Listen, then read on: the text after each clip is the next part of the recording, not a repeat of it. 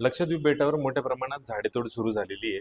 तिथल्या लोकांनी मोठ्या प्रमाणात आंदोलन पण सुरू केलं. ही सध्याच्या घडीला महत्वाची न्यूज आहे. पण आता एक्झॅक्टली न्यूजमध्ये हा किस्सा काय आहे ते आपल्याला समजून घ्यावं लागेल. हे जी झाडं तोडले जात आहे ते पांडारम नावाच्या जमिनीवर आहे. आता पांडारम म्हणजे काय की लक्षद्वीपमध्ये जे झाडं किंवा ज्या जमिनी सरकारच्या मालकीचे असतात त्यांना पांडारम म्हटलं जातं. ह्या पांडारमवरचे नारळाचे झाडं तोडले गेले त्याचं रिझन होतं टुरिझम मेजरली. आणि दुसरं सगळ्यात महत्वाचं म्हणजे की रस्ते रुंद करण्यासाठी. पण हे करत असताना एक सगळ्यात महत्वाची गोष्ट जिच्याकडे सगळ्यांचं लक्ष वेधलं गेलं पाहिजे ती म्हणजे काय की हे करण्यामुळे पर्यावरणाचा मोठ्या प्रमाणावर ऱ्हास होणार आहे आणि समुद्राच्या किनाऱ्यांचं क्षरण मोठ्या प्रमाणावर होणार आहे. ही सगळ्यात महत्वाची गोष्ट आहे. याच्यासाठी बऱ्याच नेत्यांनी सुद्धा आवाज उठवला किंवा तिथल्या लोकल कम्युनिटीजनी पण आवाज उठवला.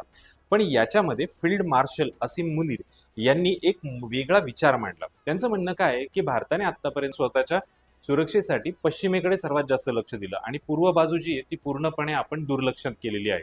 आता जर पूर्वेकडे लक्षात घेतलं तर सगळ्यात महत्वाचं कोण आहे? एकीकडे आहे बांगलादेश, म्यानमार किंवा जर बघितलं तर मालदीव सुद्धा. आता हे टुरिझम का सुरू झालं होतं? कारण मालदीवमध्ये भारताचा जो लष्करी तळ होता त्या लष्करी तळाला मालदीवने विरोध केला ड्यू टू चायनीज इन्कर्जन, चायनाने केलेली इन्व्हेस्टमेंट. आता या गोष्टीमुळे साहजिकच काय झालं पुढे जाऊन की भारताला असुरक्षितता वाटायला लागली म्हणून मालदीवला पर्याय म्हणून लक्षद्वीप बघितलं गेलं.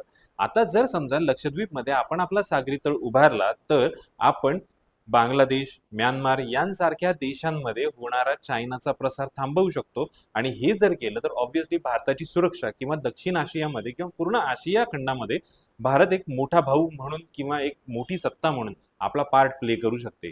तर अशा पद्धतीने आपण भू राजनैतिक दृष्ट्या सुद्धा लक्षद्वीपमध्ये होणारी डेव्हलपमेंट बघितली पाहिजे.